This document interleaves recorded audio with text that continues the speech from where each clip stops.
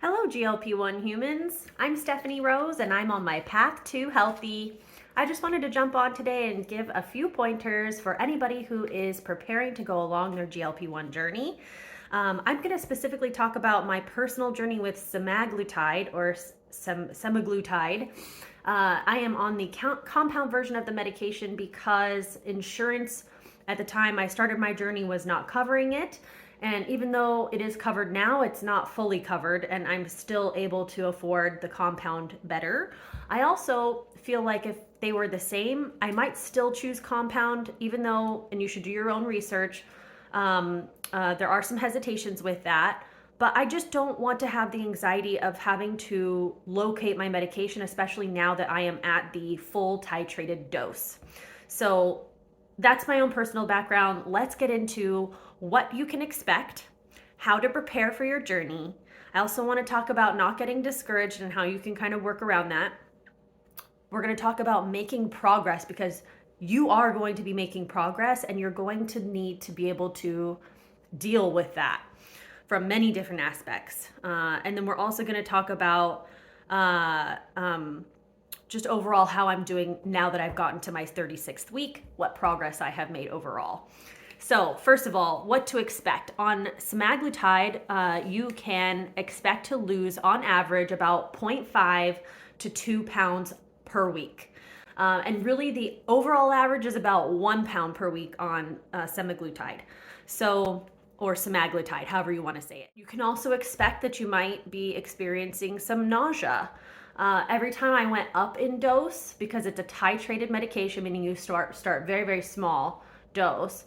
So I started at 0.25. Every time I went up to the next dose, which is usually adding 0.25 or a doubling of dose, depending on where you are, I would have a little bit of nausea the night of the shot. This can be avoided through anti-nausea medication. I am not a medical doctor, so please be sure to review this with your prescribing doctor.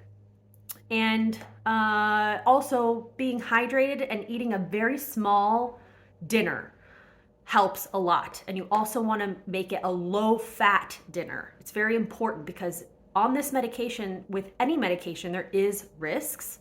So you don't want to risk getting pancreatitis. And so we want to make sure that we're not eating high fatty things because that can increase your risk of pancreatitis when you're on this medication. But besides that, you can expect the most wonderful part of this is a quieting of food noise.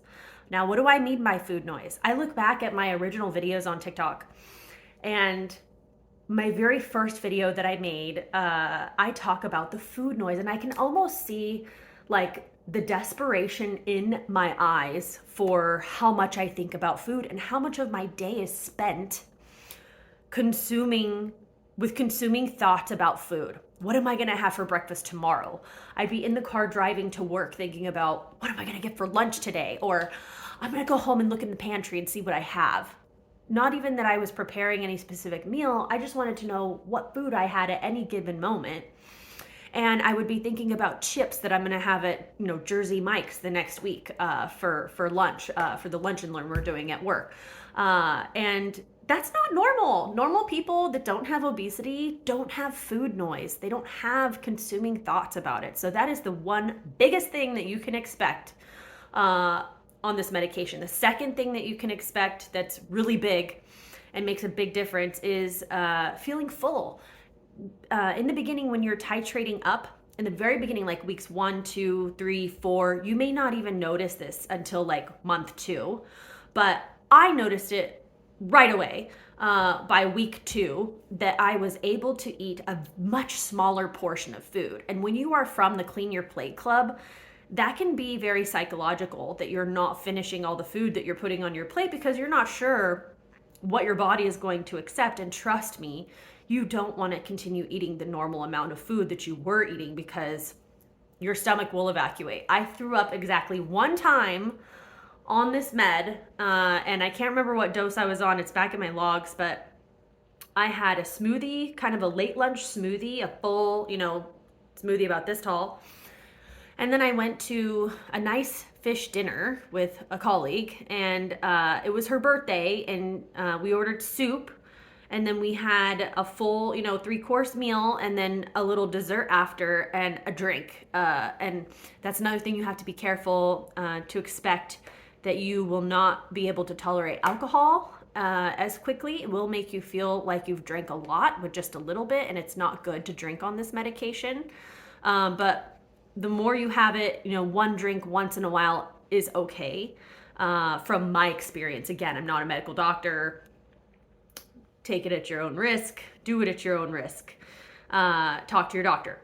So yeah, and that was the night that I went home and admitted. And then I never did it again. I never overate after that night. You only have to do it once. And I threw up so hard that I had burst blood vessels underneath my eyes, which I don't know, they look pretty bad right now, but they were red capillaries, totally burst under my eyes from throwing up so hard. So don't overeat.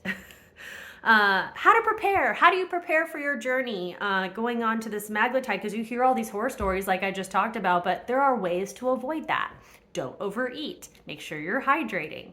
Another thing that I want to talk about in preparing for your new lifestyle on a GLP-1, because people talk about, oh, you're just taking the easy way out. It's really not that easy when you take a look at the mental effort and the preparations that have to go into place to be able to be successful and be able to be on this for long term, and not have to, remove yourself from the medication. So protein. How do you know how much protein to eat? Well, you want to take your body weight. So if you weigh 200 pounds, you want to cut that in half, and then that's your grams per day target for protein. So if it's 200 pounds, it would be 100 grams of protein per day. So that was a great guideline that was given to me by the original med spa that I went to, and then also with my current telehealth provider. They concurred with that, it's about 100 grams per day for me.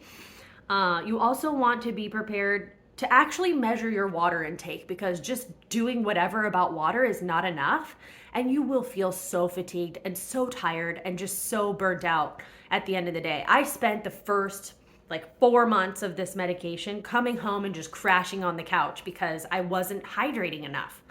And also your body's just really tired from burning all these calories that it hasn't really burnt before. I think that also, you're not expecting that when you go into hypercalorie burn mode that you're going to be kind of more tired than usual. How to prepare again. So I went through this whole process of going through constipation. So that's another thing that people mention, if you read about it, is that because food is moving so much slower through your gastrointestinal tract, sorry if I messed that whole thing up, you guys, it's late and I'm tired. Because food is moving very slowly through your GI system, you have a tendency to get backed up. So it was really bad for me for a little period of time, and I had to reach out to friends and also my nurse mother-in-law, and so I ended up having to take some Miralax, but I was also doing Benefiber, and it turns out that Benefiber was giving me a ton more problems than not taking Benefiber. So be careful with what you choose to take, and maybe start with just one thing so that you can see how it's affecting you before you start adding in a bunch of things. So I had to stop the Benefiber because it was giving me horrible gas, to the point where I was on the floor of my office and I couldn't move one day because the gas was so bad. And it didn't matter how many gas pills I took. So when I was having that really bad constipation bout, I ended up doing a couple days of Miralax, and Miralax is an over-the-counter. You can look it up and ask your doctor before you take it. And that helped me get through that portion of constipation. But moving forward, I discovered, because I had some of these refrigerated probiotics, I discovered that if I took 3 of those right before I went to bed, I would have a good BM in the morning, and I never had this constipation problem ever again. So yes, you can expect that you're probably going to go a little less often. You have a tendency to get constipated, so you need to prepare for that. Also, be prepared to fight the nausea. So be mindful and ask what you can do about combating nausea should that happen. But again, ask your doctor what you can take. I ended up getting a Zofran medication. So the other thing too that you want to be prepared for are your meal portions. So make sure that you're prepared to use a smaller plate, because if you use a smaller plate, psychologically it's going to feel like you're more full than if you put just a tiny bit of food on a big plate. It's going to trick you. So, okay, so we went over what to expect. We went over how to prepare. Now we're going to talk about don't get discouraged. You may encounter more or less of these side effects than I did, and it may be very discouraging. Like maybe this is, my body telling me I should stop, or maybe this is God telling me I should stop. But you just have to be prepared, power through, and it will get easier. Your body will get more used to the medication, and these side effects go down and down and down over time. So time your dose stage, your peptide days, I can't say the S word, time those days so that the next day maybe you're off from work. So maybe you do it on a Friday night so that you have Saturday and Sunday to overcome the initial side effects that might happen right after you have a dose. Because that's probably when it's going to kick in and when you're going to have the most effects from it. Side effects from it. You also want to vary your delivery site. So don't get discouraged if you see that you're plateauing.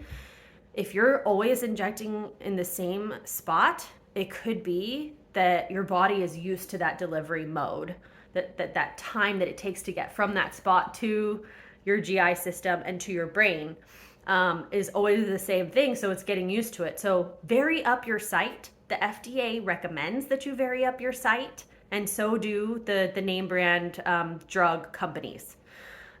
So that is what they are formulated to do, to be delivered to different sites. So follow those guidelines. You might also find that a certain area of delivery is causing you tons of side effects, and then you might be able to just skip that and go to the next site. So make sure that you're keeping a log. Don't get discouraged. Keep a log of your weight, your site, and how you felt. It's going to really, really help you over time as you take a look back, because this is not a quick fix it kind of thing. You're not just going to do this for a few weeks and then stop. I am in the camp of lifetime. So I do believe that for the rest of my life, to some degree, until they fix whatever part of my brain doesn't receive full signals anymore, gets fixed, I do see that I'm going to be taking a maintenance dose of this drug. Maybe that's once every 3 weeks. Maybe that's once a month. I don't really know what that's going to look like, because it's just going to depend on my body, and it's different for everyone. So there's also that to come to terms with, because if you look at the research for people who stop this medication, they gain back like 2/3 of the weight over the next year. So take a look at those research papers. So now we talked about not getting discouraged. I also want to talk about making progress. So you are definitely going to make progress. And so what you want to be prepared for is, well, this physical and the emotional side of that progress, not only for you, but for everyone around you. It's so interesting that we base so much of our value in society on how people look. And it's sad, but it's true. And we also base our idea of health on how you look, which to some degree is true.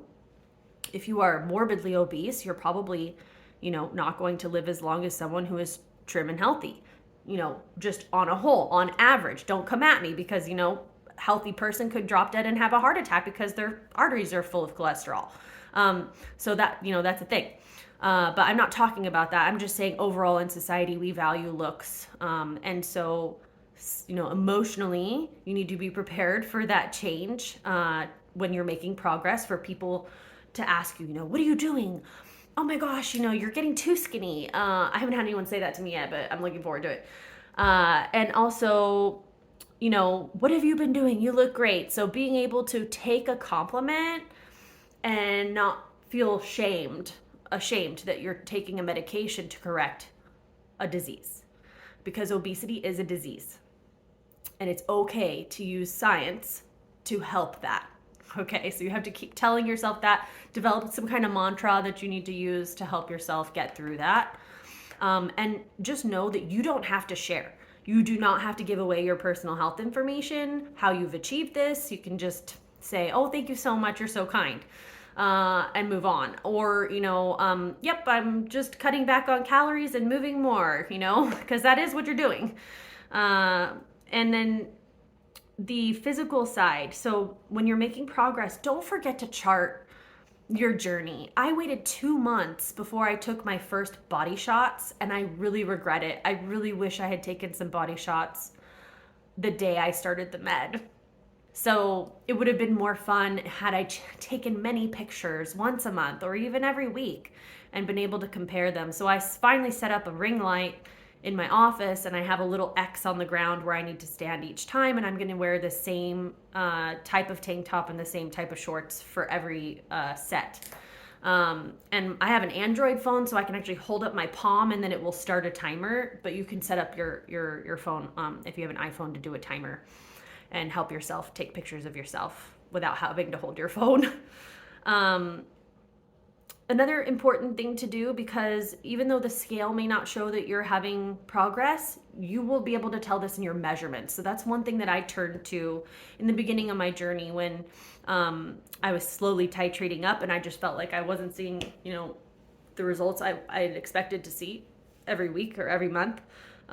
So I took actual measurements. So get yourself a really cool digital measuring tape that can work with your phone and an app, and then have it take measurements for you. It'll make it a lot easier to track and visually see those changes over time.